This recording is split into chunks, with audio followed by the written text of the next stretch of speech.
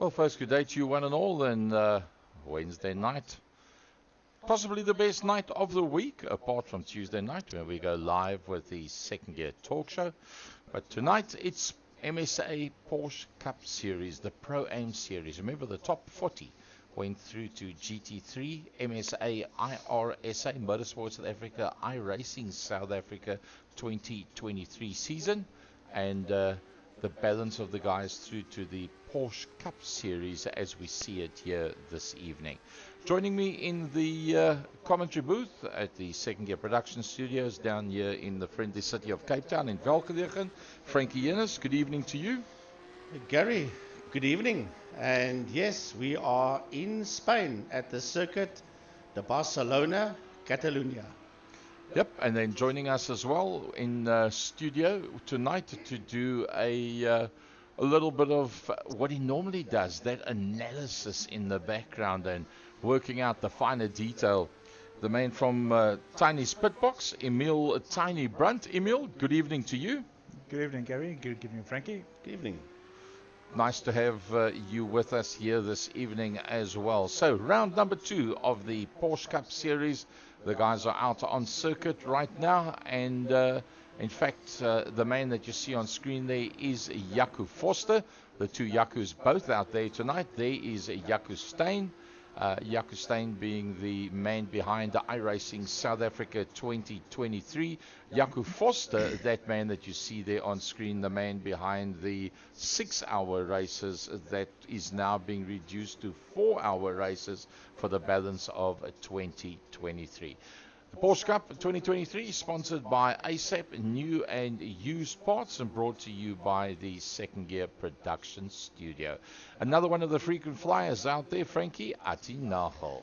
Yes, Ati Nagel didn't do too bad at the last event in that 78 car. He was one of the front drivers out there, so we'd expect to see him out there as well. And then Yas Samai, he missed the one in February due to other commitments, and good to see Yas Samai back out on track again. He'll be joining us.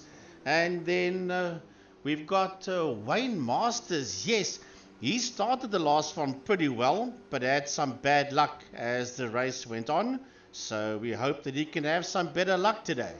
Mark Devereaux also out there. Guess what? In a Porsche. I suppose seeing it's a Porsche Cup Series, they'll all be out there in Porsches. Tiny, I'm watching the look on your face. Johan Engelbrecht out there as well, and he's in his favorite cover, pitch black. Willem Pina, a regular in our circles, and once again in the Castro colors.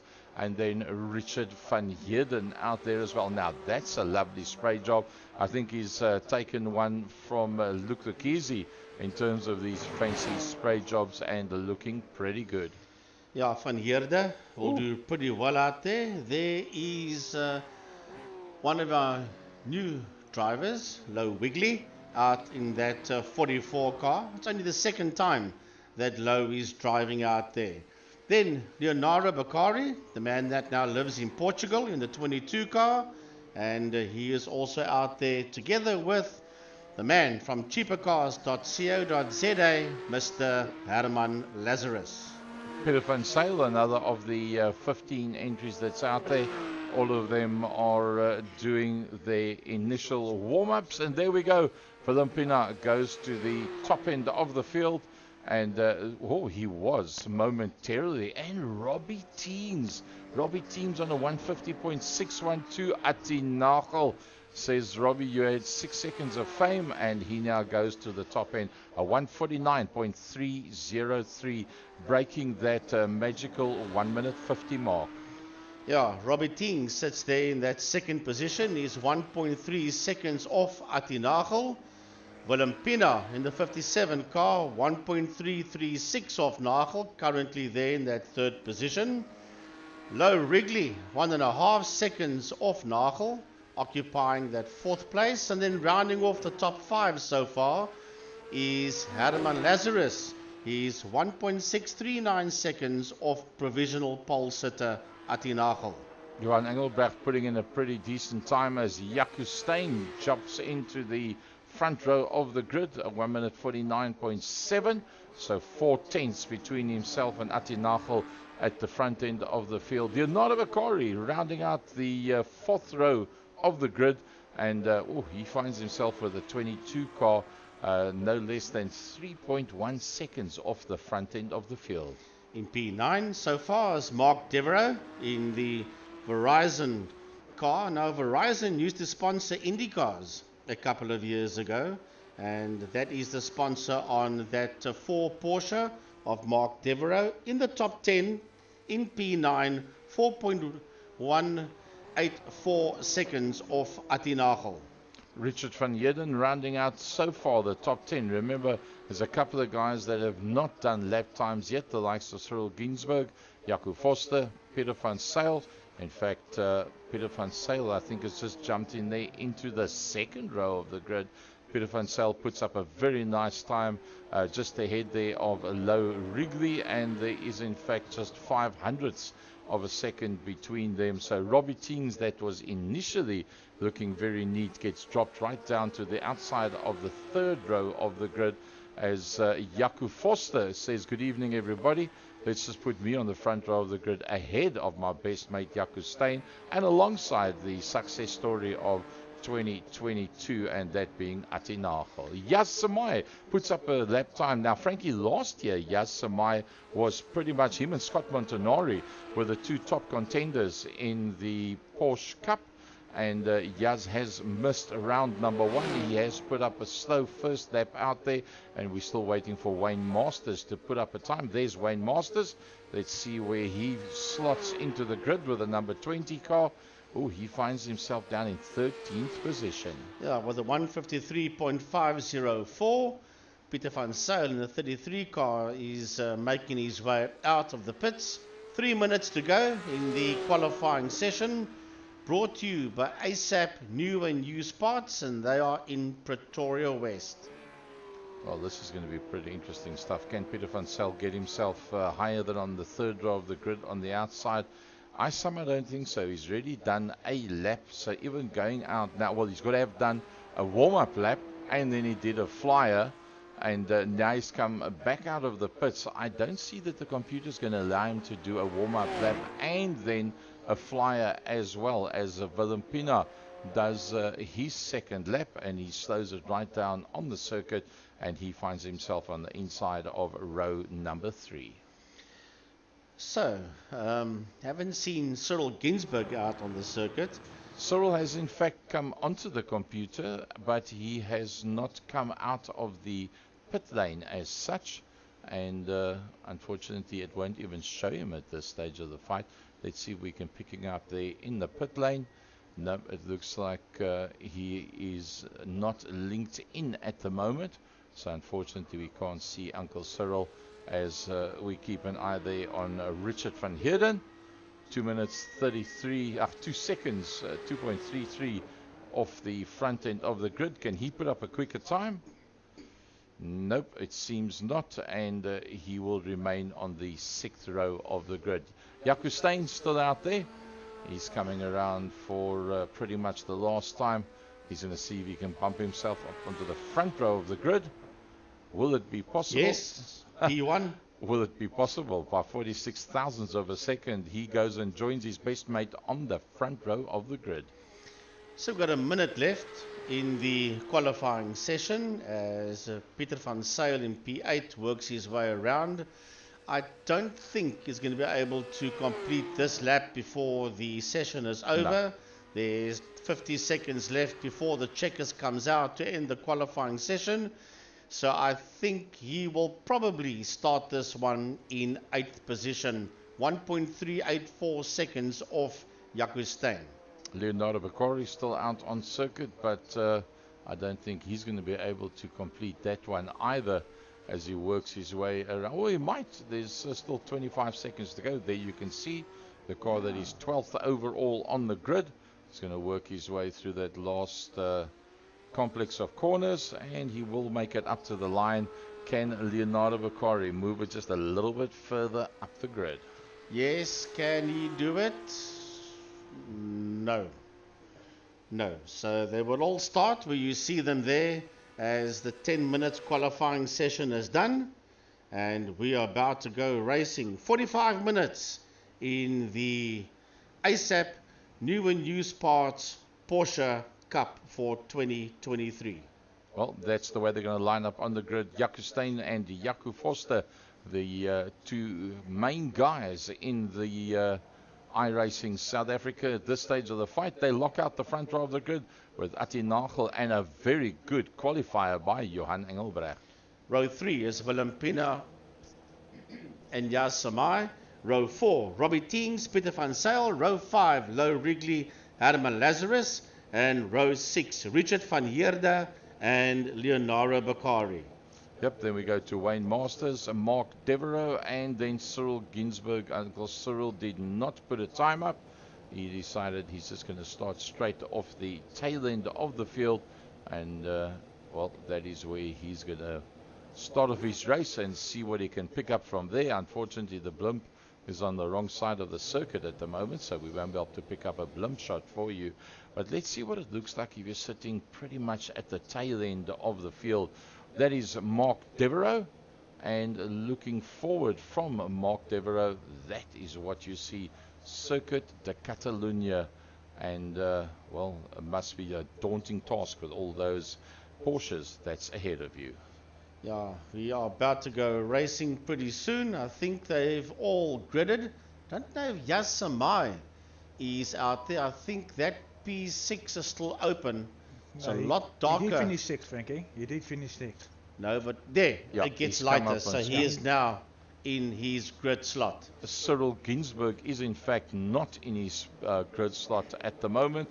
And you will see the back end of the grid is open. There, Cyril Ginsberg joins in, and off the line we go.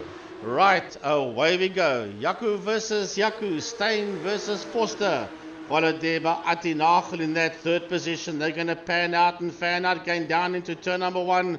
The two of them are side by side. There is Nagel sitting there with Foster. He's got the inside line and he squeezes Foster out. Right behind Foster, we have got Johan Engelbrecht and Pieter van Zyl. But at the sharp end of the field, it's all about Jaco Steyn. Willem Pina sitting there in that 6th position as they race around. But right now, it's all about Jaco Steyn, Atti Nagel, Jaco Foster. As a matter of fact, all of them are right on the tail end of each other as they make their way around. I was just about to say everybody made it through turn number 1 without any problem. The only man that ran off the circuit was in fact Jas Samai.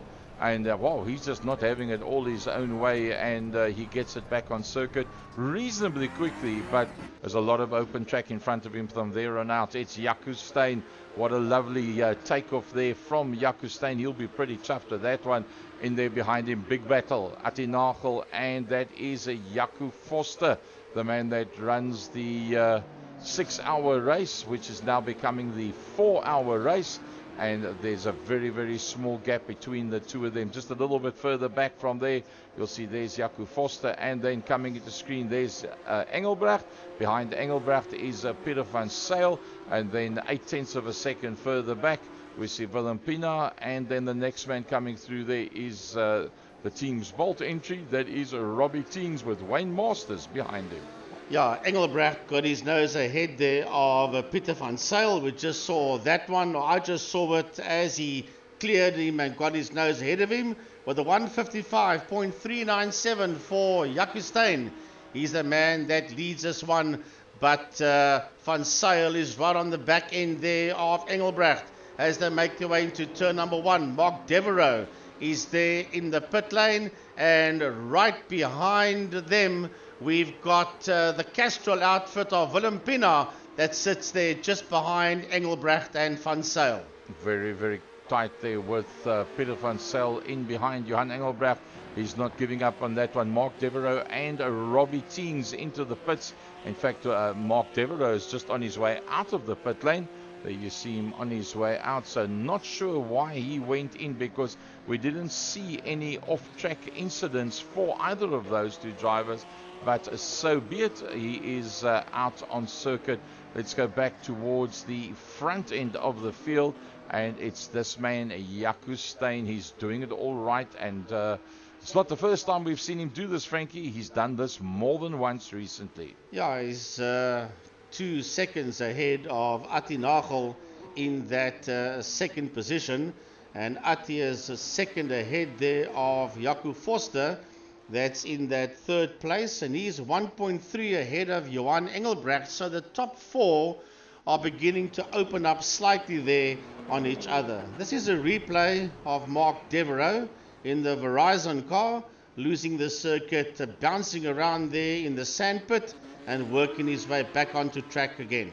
So that worked out not too bad for him. Jaco Forster trying to hold on to the back end of Atti Nagel, but the big battle out there is still Peter van Zyl on the back of Johan Engelbrecht as Jaco Steyn stamps his authority at 149.620. He dives up onto the inside. This is going into turn number 1. Van Zyl will have the line.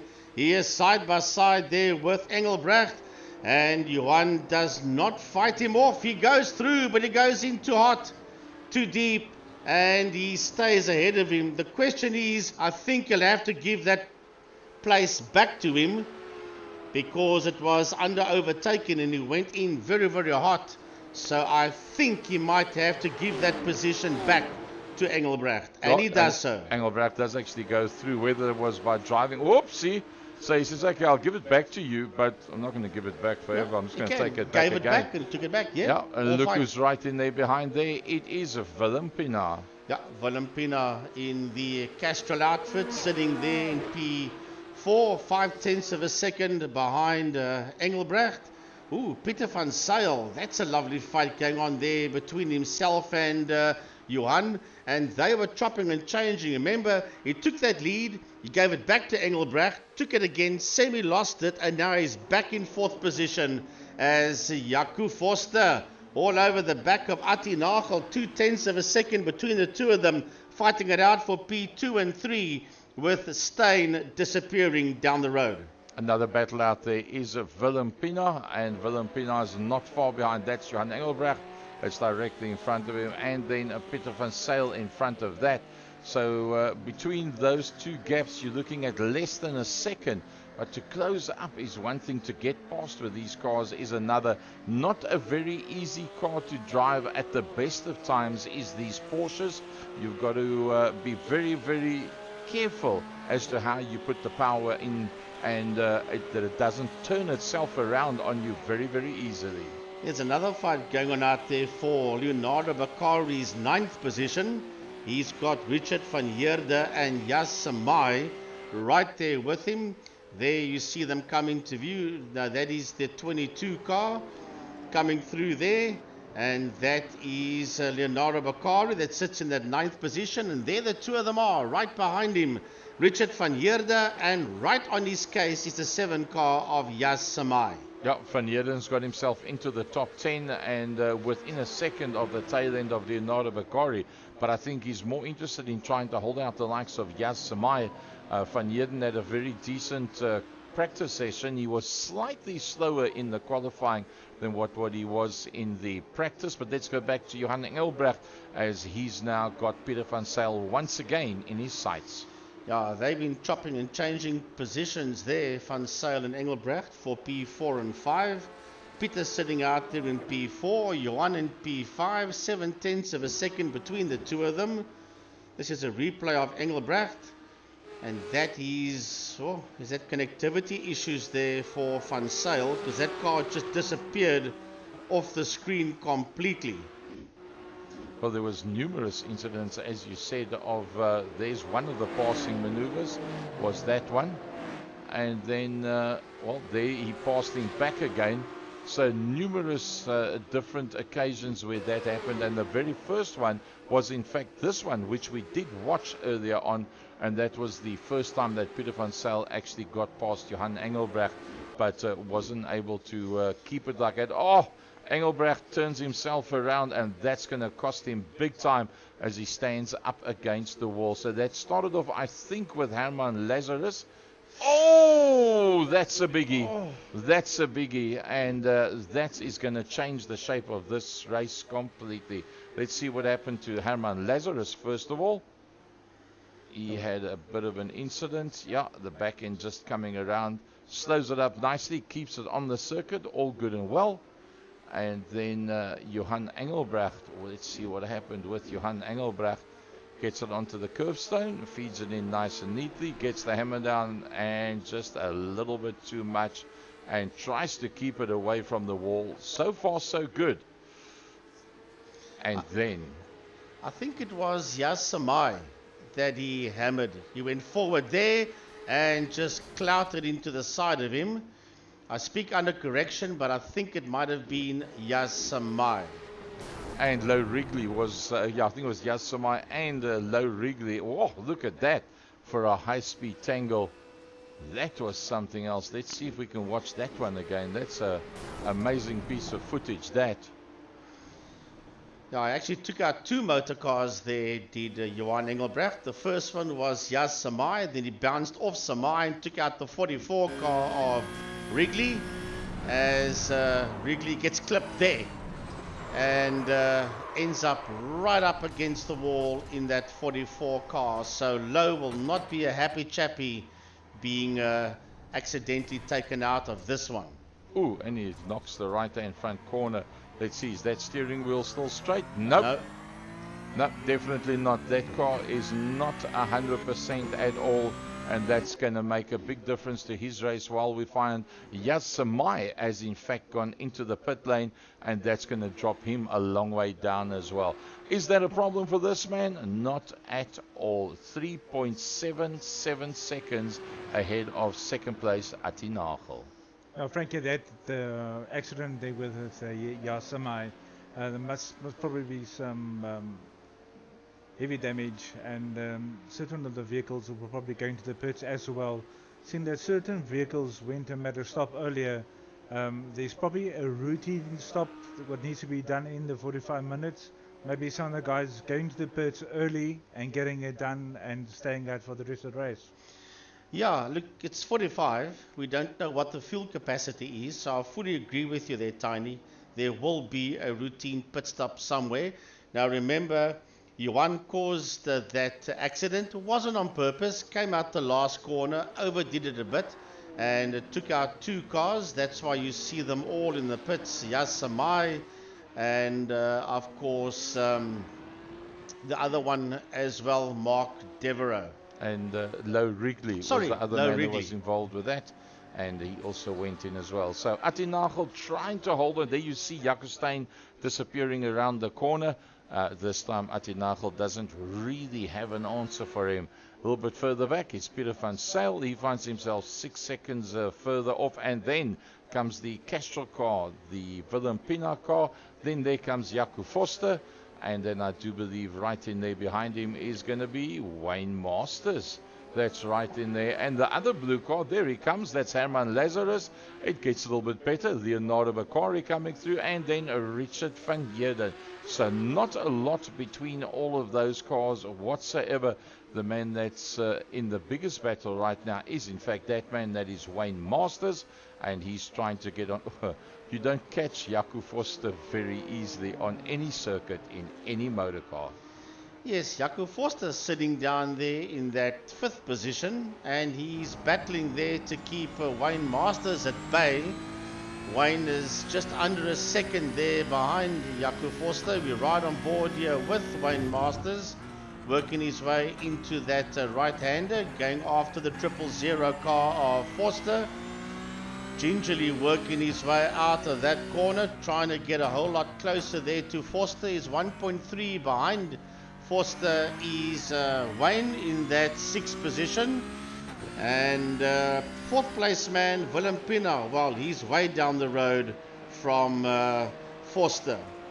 That is the front left-hand suspension of the 2.0 car of Wayne Masters. That is 1.2 behind the man you see just ahead of him, Jaco Foster. Let's have a look at what happened to Yaz Samai. We see that he is in the pits, so he's obviously got a lot of damage to that Skull Sim Gear sponsored car. Oh, he got it yeah, there's obviously something's Yeah. completely wrong with that car. Yeah. And he actually just jumped back to the pits, which means that the car's going so slowly, it's just not worth it to try and continue all the way around. You just forfeit that lap and go straight back to the pits. Riding on board with Wayne Masters, and that's what 1.1 seconds looked like to the back end of Jaco Forster. You just saw him climb over that sausage curb. That's not what you want to do coming out of that final corner, as he is just 1.9 behind Forster. Forster, as a matter of fact, is 0.6 of a second behind Willem Pena. So Jaco Forster is back on the move again in P5. He's right on the back end of the 57 Castrol car of Willem Pena. Well, he's going to have to close that gap, because, I mean, 2.2 is quite a gap between himself and Jaco Forster. He'll be hoping that Jaco Forster gets slowed down behind Willem Pena, as Willem Pena tries to hold him off just around the corner. There, he gets them into view once again. Yeah, that's a lovely fight going on just ahead of him. He's got the best seat in the house. There's Wayne Masters, only nearly 2.5 seconds behind Forster, but he is watching that battle unfold ahead of him for P4 between Pena and Forster, and he is just watching them to see what they do as we ride aboard the team heaped together Porsche, the 000 car in P5 of Jaco Forster. 0.2 of a second. He's going to go up on the inside. He's got the line there on Pena. Pena tries to squeeze him. Pena must be careful of that sausage curb, and Pena somehow stays ahead there of the 000 of Jaco Forster. But Tiny, this is bringing Masters into play, because he's now under a second behind Forster. Masters is watching this guy, and I'll tell you what, if any of these two are going to make a mistake, he's going to capitalize on that one.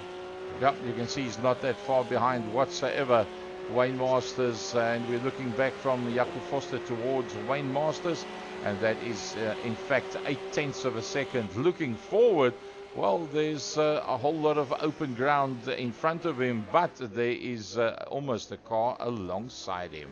Yeah, the three of them busy working their way around. Jaco Forster, right behind him Willem Pena, right behind him is Wayne Masters, and they're fighting for that fourth position. The three of them, here they come down towards us under the bridge. They zip under the bridge into that right-hander, and Masters is there. Wayne Masters is right under that wing of the Castrol car of Willem Pena.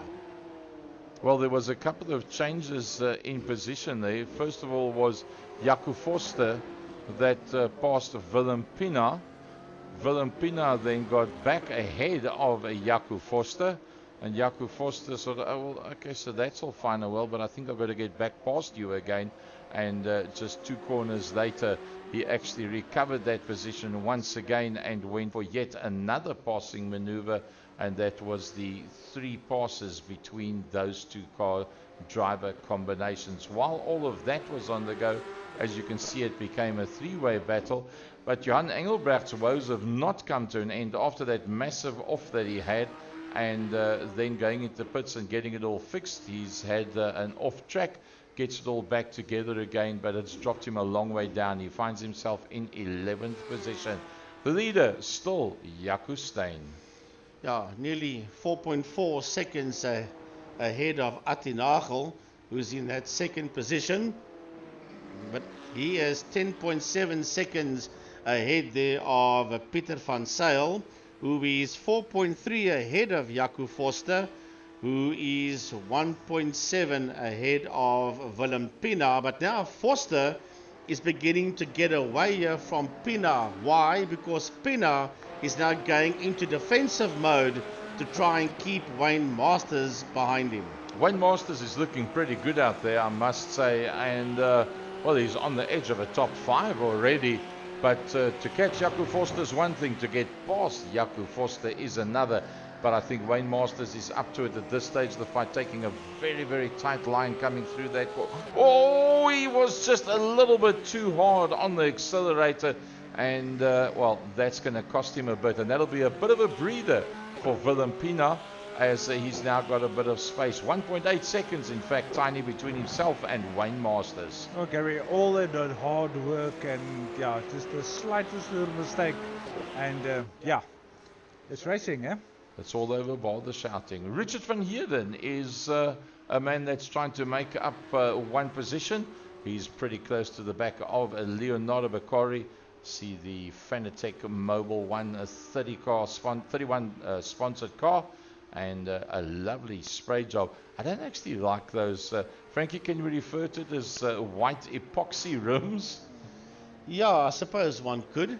But he is right there, 7/10 of a second behind Leonardo Beccari. There, the two of them are on your screen. And he wants Beccari's P8 as we ride aboard Van Heerden's Porsche. That's from the driver's seat. And you can see the whole dash cam, or should I say the whole dashboard ahead of him. You can see how he goes through the gears, coming out the final corner and racing down the main straight into turn number 1, and just under 5/10 of a second between himself and Beccari. Having a look to see what the line looks like as he works his way into the corner, and oh, very good on the brakes, really good on the brakes, closing up quite a bit. So Richard van Heerden finds himself just 0.3 of a second off Leonardo Beccari, and I think he's starting to stick his nose in here and there and look for an opportunity to try and work his way past. Well, he's having a good look. He's actually driving different lines to have a look and see where he can maybe try and find a way past. Right now, he's just under 0.6 of a second behind Beccari, so he has made his intentions clear, but I don't believe he's going to do anything silly yet. He wants to get a whole lot closer and maybe get the slip and then make an overtaking maneuver somewhere to move up into P8. So the part that we don't know is, are there going to be any pit stops for fuel?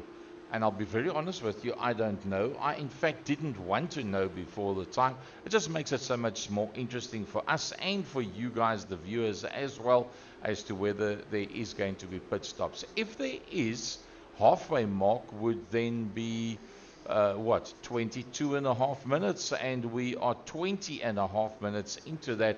So if you're going to split it 50-50, and if you have to do a pit stop, it would then appear to be around about 2 minutes from now. But that we will only see if that starts to happen. Well, time will tell. Beccari and Van Heerden as we go back to the leader. Jaco Steyn, 4 seconds ahead of Atti Nagel in that second position. Right now, the man you see on screen is in dominating form for Gazoo Racing, sitting out there in P1. A replay once again, Johan Engelbrecht. This is heading towards the end of the lap as he climbs over the sausage curbs and goes into that final corner. Clearly, Johan Engelbrecht doesn't like that final corner here in Spain. And the outside of that corner doesn't seem to work too well for him either. He slides it right to the outside, and it'll take him a couple of seconds to get that one back on circuit. He does that quite fine and gets it all together again. So Richard van Heerden is about as close as he's going to get to Leonardo Beccari. I think Leonardo's doing a pretty decent job at this stage of the fight to actually hold that gap between himself and Richard van Heerden, because Richard in the 31 car has looked notably impressive through the practice session and the qualifying, and I think he'll be a bit disappointed to be down in 9th position and would still fancy his chances to get a little bit further forward. Yeah, big thanks to ASAP New and Used Parts in Pretoria West. A big thanks to Motorsport SA and to Second Gear Productions for bringing you the live stream. Back to that fight there for P8, and that is the man that sits in P8. You look at the right rear suspension and the wing of the Leonardo Beccari Porsche, and crowding that back wing there is the 31 of Richard van Heerden. So the man in the move is in fact Peter van Zyl. Jaco Steyn having started in pole position and still there in that pole position. And I don't think he's going to get caught very easily. Look at this. There's a lovely camera shot of the passing maneuver that's going down. Leonardo Beccari and Richard van Heerden. Richard van Heerden up on the inside line. Beccari is not backing out of it whatsoever, and trying to stay there intact with it. But Richard van Heerden has done the job and got to the front end of the field. Well, van Heerden eventually clears the Beccari car. Now let's have a look and see if he can pull away from him. But Leonardo's coming back. He's coming back. He's saying, Van Heerden, you want my position? Okay, you can have it for now.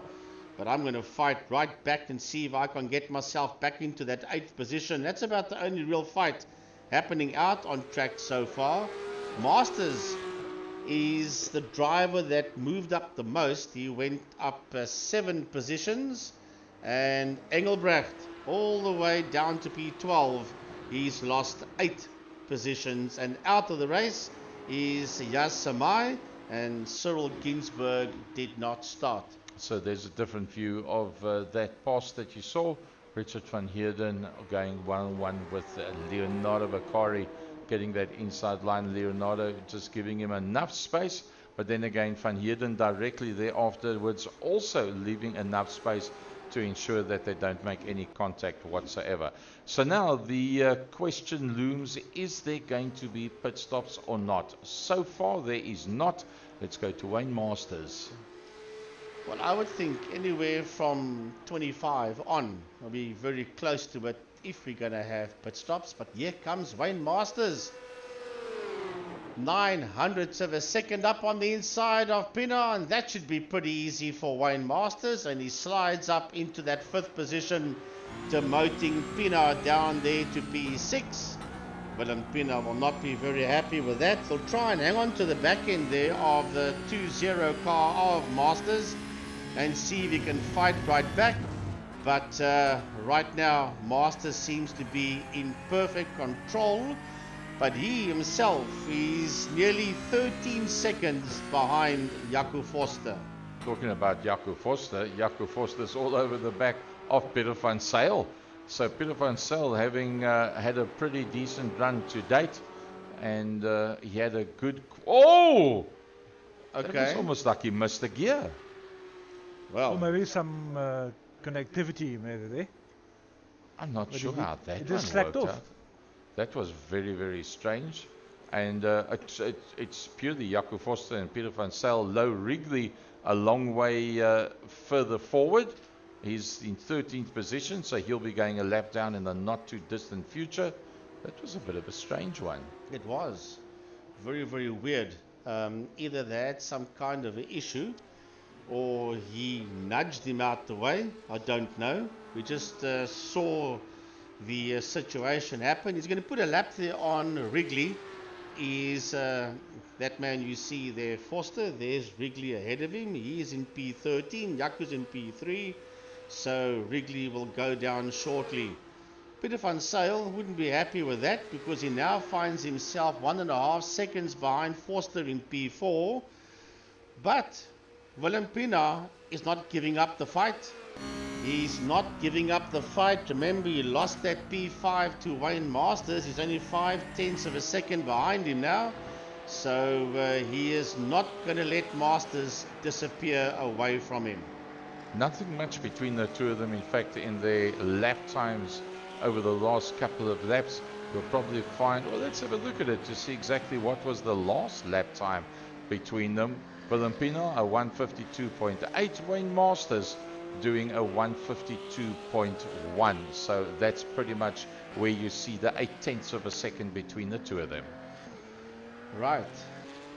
Not much between Masters and Pienaar. The two cars you see on screen there. Lovely to see that Castro car right in the fight, sitting there in that top half dozen, sitting there in P6 as Pienaar. And he's losing a little bit of ground now to Masters. He's gone 1.6 behind him. And Wayne is now beginning to pull the plug and disappear down the road. This is a replay here of Beccari. Track limits. Yeah, climbing over the sausage curb, just trying a little bit too hard to keep up with Richard van Heerden. Well, Wayne Masters had a same or similar incident as well. Let's see what happened with him. Yeah, too much car, not enough track. Make sure he doesn't bounce it over the sausage curve and gets it back on without too much problem. But don't forget about this man. He's doing it all right, and his name is Jaco Steyn. Bit of fun sail into the pits. Is that the start of the pit stops? It's realistically possible. I said anywhere from 25 minutes on if it was going to happen. Wayne Masters comes through. Yep. So where is Herman Lazarus? Herman Lazarus comes through as well. He also makes up that position. And then Van Heerden, he also comes through.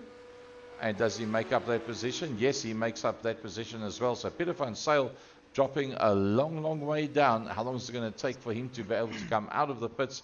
He's still standing there in the pits. Yeah, that feels like forever. And out of that top 4 position, and now finds himself down in 9th. Will he be able to stay ahead of the flying Robbie Teens? Yeah, he's right at the end of the pit lane, so that should be quite fine. He'll make his way out, and let's see where is Robbie Teens. Oh, Robbie Teens only coming out into the straight now, so it'll be interesting to see. Does anybody else of the front runners actually come in? We'll try and pick them up for you on the track map. Whereabouts is our lead car? There he is, the number 1 with the blue with the green around it, the blue vehicle. And nope, he goes past the pit entrance. He says, I don't need to. Where's Atinagel? Atinagel says, no problem, I'll keep on trucking. Where's Jaco Foster? Yeah, Jaco's making his way towards the end of the lap. That's where those sausage curbs are, and he's going to continue. Yep, pit lane there on his right hand side. Wayne Masters. Nobody else is looking like they're going into the pits at all. No, not yet, because there's Pina behind Masters, and pit lane is on the right hand side, and Pina goes in. Okay, so Pina's in. What about Herman Lazarus? Lazarus goes through. Richard van Heerden coming out. That no, he's going to continue. He's going to go straight through. Leonardo Bakari. Yes. Oh, he was very slow on the entrance into the pits, and Peter van Zyl has got himself out of the pits as he works his way around the circuit. But now, how much space can he actually make up while everybody else is in the pits? That is the part that's going to be interesting to see. It looks to me, Frankie, like they're all going to end up going into the pits, but well, who knows? We're going to have to see next 2 laps. Yeah, Jaco Steyn for iRSA and Gazoo Racing sitting out there in P1, nearly 5 seconds ahead of Atinagel in that second position. The 1 car is heading, or should I say the 88 car in P1 is heading towards that chicane where all those sausage curves are. That's heading towards the end of the lap, and that's on lap 17. And is he going to go through? No. Into the pits, 31 minutes in. And Steyn pits, and so does Atinagel. Jaco Foster, the next man that's going to be coming through, but he's a long way further back. Let's see, does he go through or does he come in? You'll probably find he's going to come in now. Yep. On the last moment. Wayne Masters, does he follow suit? I think they're going to have to start pitting now. Remember, we've only got about, 14 minutes, nearly 13 minutes to go. So if you're going to pit, you're going to have to go for that splash and dash now. Otherwise, you're not going to make it. And yes, Wayne Masters does make his way into pit lane. Atinagel on his way out, and well, he finds himself 5 seconds behind the lead man. That is Jaco Steyn. Foster still standing in the pits there. He's on his way out. Can anybody else get past him? Richard van Heerden actually goes into the pit lane, so that's the only other person that could have maybe got past him. So Herman Lazarus is on his way in. Richard van Heerden is on his way in. Wayne Masters on his way in as well. And then what about Willem Pina? Willem Pina comes through. Now, has Willem Pina actually done a pit stop or not? Let's have a look, see who's done what in terms of pit stops. No, Wayne Masters is just, well, in fact, Wayne Masters coming into the pits now, and that'll be then the last of the pit stops, barring unforeseen circumstances, and they will then carry on from there for the rest of the race. So the man that's doing it all right, Jaco Steyn, he'll be smiling sweetly. He's taken the worst of the pressure off, 4.7 seconds ahead of Atti Nagel. And Atti Nagel has taken the pressure off himself. He's got 16 seconds on Jaco Forster. Who's got 20 seconds on Willem Pina, that is in that fourth position. So remember, they have all made their pit stops, and we've lost two, Samai and Ginsberg, and there is Van Zyl. Now remember, he was the first one to blink, was Pieter Van Zyl, and he's now moved up to P5 with everybody else pitting as well. He pitted on lap number 15 of the top runners. Everybody else was lap 16 and 17, so he has worked his way back up into that fifth position, 7 seconds behind Willem Pina. Can Robbie Teens make it to the end of the race? Can Mark Devereaux make it to the end of the race? Both of them coming in at the end of lap number 1. And, well, that's going to be interesting stuff to see how that one's going to play itself out. Because right now, Robbie Teens in 7th position. Oopsie. How's that for being on the right camera at the right time? Yeah, Van Zyl, we just sang his praises and gets it all wrong, but holds on to that 5th position. Nothing lost and nothing gained there by Van Zyl. Just some time made up there by Lazarus. Teens, well, he pitted in lap 1 and he's 4.8 behind Lazarus in the Teen Bolt outfit. Yunara Bakari in P8 right now, Robbie Teens P7, and then 2.8 seconds behind Bakari is the 99 Porsche of Johan Engelbrecht. Johan Engelbrecht can in fact see him just in front, and it'll be pretty interesting to see if he can actually close that one down. Well, the pit stops ain't going to help. Everybody's pretty much spread out. If you look at the map on the right hand side, we've just got 9.5 minutes to go still with this one. Johan Engelbrecht, if I remember right, Frankie started on the 2nd row of the grid. Let's just check on the gains and losses, if I'm correct with that one. Yep, if he started on the 2nd row of the grid, he's 5 positions down. So he in fact started in 4th position, and he finds himself now down in 9th position. Yeah, Steyn and Nagel, they are looking good for a P1 and 2 at this point in time. Engelbrecht, he's only 2.3 behind Bakari. That is Bakari that he sees there ahead of him going into that right-hander. So he will want to try and reduce that gap between himself and Bakari, and he was quicker than Bakari on the previous lap. In fact, by a full second. So if you take a second, that means 2 laps from now, if he can reproduce what he did, and knowing Johan Engelbrecht, he's a racer through and through. What a thorough gentleman, Johan Engelbrecht. And Tiny, you've had opportunity to watch him at Killarney main circuit with the Jogger Porsche for years. It was amazing to watch him out there on main circuit, and now flying his trade with the Porsche Cup. I think it's go time now. It's go time. Let's see what the next lap is going to be. I think he's closer. Visually, he looks to me to be closer. A 152.9, a 150.9. That's 2 seconds Johan Engelbrecht has taken out of Leonardo Bakari. I think Leonardo Bakari's got a problem. It's called Johan Engelbrecht.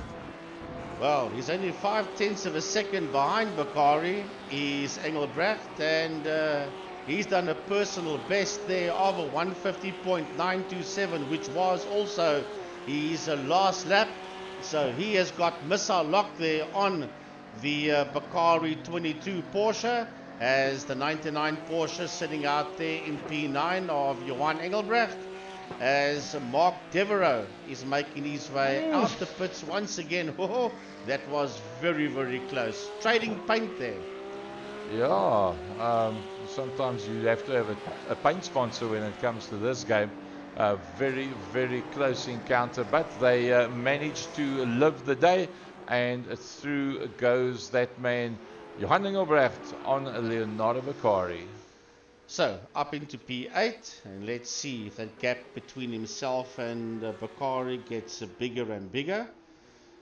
Under braking, of course, Beccari will sail in right there. This is the replay of the overtaking maneuver as Johan Engelbrecht successfully gets his nose ahead there of Leonardo Beccari.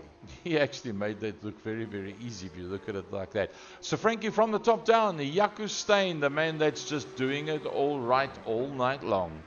Yeah, he hasn't put a wheel out of line, Jaco Steyn, sitting out there in a very comfortable P1, just under 4 seconds ahead of Atti Nagel, who's just put a lap there on Low Wrigley. Low busy dropping down. Then Jaco Forster 17 seconds behind Atti Nagel in a comfortable third position. And Tiny, he is 23 seconds ahead of Willem Pina. It's going to get very interesting this last couple of minutes now. Nothing to lose, nothing to gain.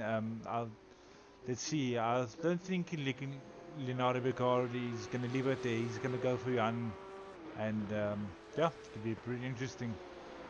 Well, he's 1.6, so Engelbrecht is pulling away, but as you say, he won't let Johan get away without a fight, that's for sure. Remember, Johan Engelbrecht, he's probably aware, has made 2 errors in this race already. So you don't have to actually pass him. You just got to pressurize him and hope that there's going to be an error somewhere along the line. Peter van Zyl, a good result for him, and he's got himself into a top 5. 9 seconds, the gap between himself and Willem Pina. 9 seconds between himself and Herman Lazarus, the man from cheapercars.co.za, also very much involved with GTI Challenge at Killarney International Raceway.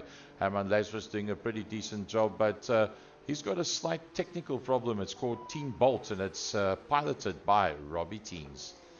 Yeah, the 2023 Porsche Cup brought to you by ASAP New Parts in Pretoria West. A big thanks to Motorsport SA, and of course to Second Gear Productions. The question was, can Robbie Teens, having gone in on lap number 1, make it all the way towards the end? No, the question has now been answered, and Robbie Teens has got to make his way into the pits, and that's going to cost him dearly. Johan Engelbrecht has already gone past. Let's see if we can pick up Johan Engelbrecht. Where is he? There he comes. There's Johan Engelbrecht. Leonardo Beccari has come past as well. And how far is it back to Low Wrigley? No, he's 1.2 kilometers further back. So Robbie Teens should be able to hold. Oh, he's on the pit exit. He's on the pit exit. That was a quick splash and dash, and he makes it out back onto the circuit. And Low Wrigley is the next man, and he's only going through the last left and right hander to come out into the front main. There's Low Wrigley, and Robbie Teens has already disappeared down the straight and through the next complex of corners. 4 minutes, in fact just a little bit less than 4 minutes to go. Let's have a look at the gains and losses to date. The man that started at the front and still is at the front, that is Jaco Steyn. Atti Nagel in the same camera shot. Well done, Atti Nagel. 1 position up from where he was. Jaco Forster on his way down the front main, 16 seconds further back, but still, it's a podium position. Yeah, then 25 seconds behind Forster is the Castrol car in P4. That's Willem Pina, has gone up 1 position. And he lives in the UK, does Pina. Then Peter van Zyl in P5, 8 seconds behind Willem Pina. And then riding off the top 6, 12 seconds behind van Zyl is Herman Engelbrecht from cheapercars.co.za, sitting there in that 6th position. And then 7.2 behind him in P7 is the 99 car of Johan Engelbrecht. And then up 4 behind him in P8, 4.4 seconds behind Engelbrecht is Leonardo Beccari. And then in 9th position, down 2, 15 seconds behind Beccari in P9 is Robbie Teens. And then rounding off the top 10 is Low Wrigley. Down 1, and 23 seconds behind Robbie Teens. Then up 3 in P11, 6.4 behind Wrigley is the Verizon car of Mark Devereaux, sitting there in that 11th position. And then in P12, 12 seconds behind Devereaux is Richard van Heerde in that 12th position. And the last man on circuit, 27 seconds behind van Heerde in P13 is Wayne Masters. Well, Yasamai is 17 laps down. Cyril Ginsberg didn't do the qualifying. He did actually pull away. I think he did about 2 laps. And then Uncle Cyril said, no, I don't think this is for me this evening. I'm rather going to back out of this one. And he just did a lap or 2, and that was the end of that. So all hail must go to this man, Jaco Steyn, the man that runs iRacing South Africa for 2022 in conjunction with Dr. Mike Verrier, now taking over the reins completely and running everything by himself, ably assisted by Jaco Foster, that was going to do the 6 hours, which now appears to the Endurance Series, not starting at 2 o'clock the afternoon, but will be starting at 4 o'clock the afternoon and will become 4-hour races. So you might find some of the guys will go it alone and do a straight 4 hours all by themselves. Alternatively, you can do the first 2 hours and carry on with your family items, or you can do the last 2 hours and have a good, strong, long afternoon. So 45 seconds left on the clock before we see the checkered flag come out for this man, iRSA and Gazoo Racing, Jaco Steyn in the 88 Porsche. He's going to have to do one more lap. He's heading towards the end of the lap. I think so. So, he's still got a long way to go. That's the final corner, pit lane on his right-hand side. So he's going to have to circulate the circuit one more time. That then should be the last lap for race leader Jaco Steyn, who's 3.2 seconds ahead of Ati Nagel. That's the reason why I couldn't back off and then not have to do the dangerous last lap out there where something can go wrong and you can lose it all. Ati Nagel just a little bit too close. If he had backed off, Ati would have made it to him. So he's got to carry on and do another lap. Ati Nagel, the man we refer to as a success story of a 2022, just getting bigger and stronger and better. And if you think he is 17 seconds ahead of the highly acclaimed Jaco Foster, 40 or almost 40 seconds ahead of Willem Pina, it's actually a very competitive drive by Ati Nagel. Take Jaco Steyn with his massive experience and new equipment out of it, and Ati Nagel would have been the runaway winner out there today. Yeah, well, he's nearly halfway through the lap. He's Jaco Steyn going into that right-hander, and he's got a long straight ahead of him before he starts working his way slowly but surely towards the end of the 25th lap, which will be his final lap, as the 88 car has got 3.3 seconds on Ati Nagel. So Jaco Steyn can now just ease off slightly. Herman Lazarus, the other person that went in on lap number 1. Yes. So he will drop down. He puts out of 8th position. So this is the final few corners. A left-hander, a right-hander, and then another right-hander towards a checkered flag. Here he comes out the final corner, and Jaco Steyn wins with 2.6 seconds to spare over Ati Nagel in 2nd position. I think that is a somewhat dominant race there by Jaco Steyn. Foster finishes there in that 3rd position. He's 18 seconds behind Ati Nagel. Checkered flag comes out, and the 000 team heaped together Porsche will finish in P3.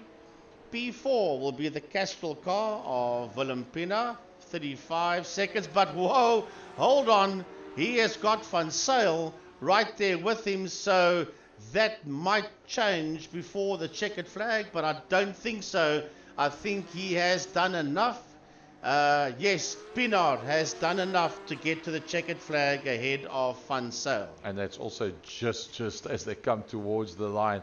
Very, very close. And Well, at the end of the day, that's what you want to see, a nice close dice like that. Johan Engelbrecht fought a long way back after 2 incidents and gets himself, although he's 2 positions down, he started in 4th position on the outside of row number 2, had a couple of incidents, fought his way back very well. So the overall pace that he showed in practice and in quali, he brought that to the A game in the race and got himself just outside of the top 5. Junara Bakari will finish 7.7 seconds behind Engelbrecht in P7. And then Robbie Teens, the second last car on the lead lap, will finish in P8. And then the last man on the lead lap in P9 will be Herman Lazarus in the 69 car, finishing his race. 14 cars started, 13 finished, and 9 ended on the lead lap. Sure, hectic stuff. Well, 15 cars, as you said, that entered it. And, well, it could have gone anyway, to be really honest. There was a lot of odds-on favourites going into this one. But Jaco Steyn putting a masterful drive in there. And being the class act for the day was Jaco Steyn. Atti Nagel, one of his best to date, once again showing that the fact that we called him the success story of 22 is not just a name with no reason for it. You can see it. And he puts himself with 19 additional points behind him. Jaco Forster, the man behind the 6-hour races, just a little bit further back, and well, 20 seconds, but then again there's big gaps behind that as well, so Jaco Forster's done exceptionally well.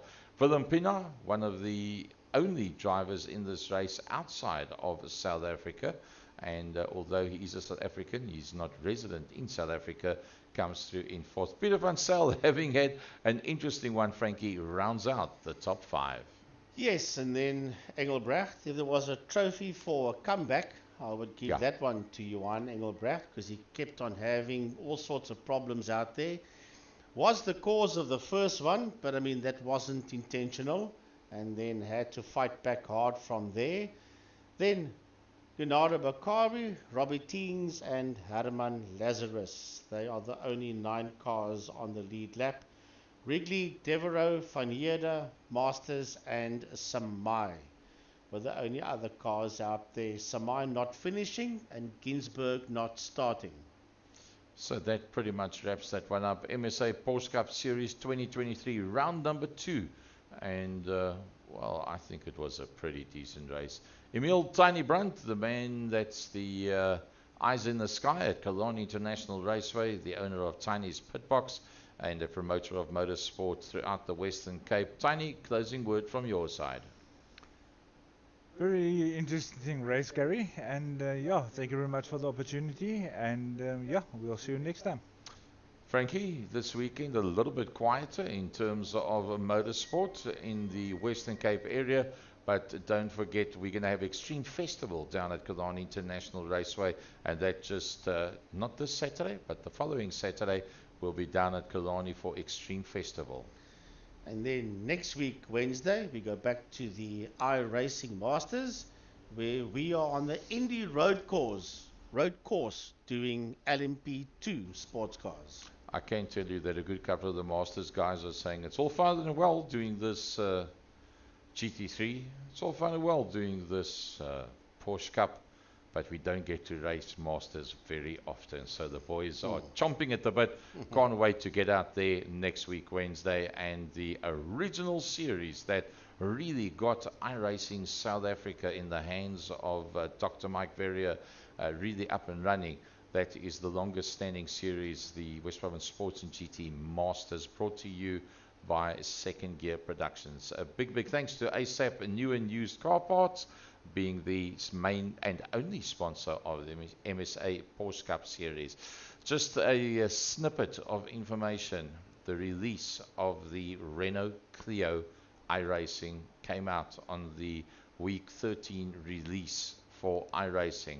Already a whole lot of the guys have gone and done some testing. Already the guys have asked, can there be a series for the Renault Clio Cup? And the answer is yes. It will be starting in 2-3 weeks from now. It will run every second Monday of the month. Will that be a biggie? Oh, hell yeah. There is no doubt about it. From our side, Gary Fleming, from the friendly city of Cape Town, from the Second Gear Production Studios. Thanks very much for joining us this evening for round number 2. And 4 weeks from now, we'll come back with the third round of the MSA Porsche Cup Series for 2023. Good night to you, one and all.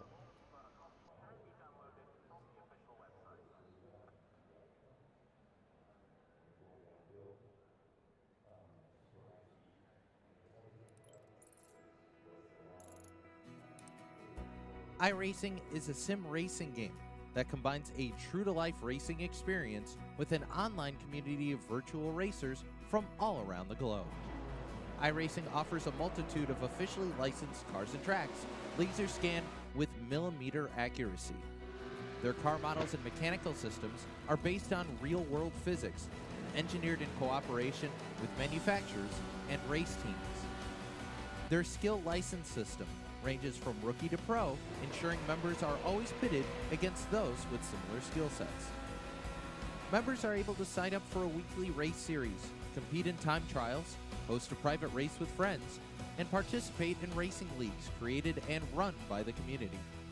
With over 170,000 members, iRacing works in partnership with renowned motorsports organizations like NASCAR to deliver virtual races based on the real-life NASCAR Cup Series, as well as many other series on the NASCAR ladder. iRacing also features team racing, providing a variety of options for members to create and manage their own teams. Race with friends or real-world teammates in full-length endurance events like the 24 Hours of Daytona, Spa 24, or the Bathurst 12 Hour. Additional partners include IMSA, World of Outlaws, Supercars, and IndyCar, allowing members to race in their very own Indianapolis 500, Bathurst 1000, Chili Bowl, and many more iconic events. This is iRacing, delivering the most authentic racing experience short of getting into a real race car. Sign up today at iRacing.com.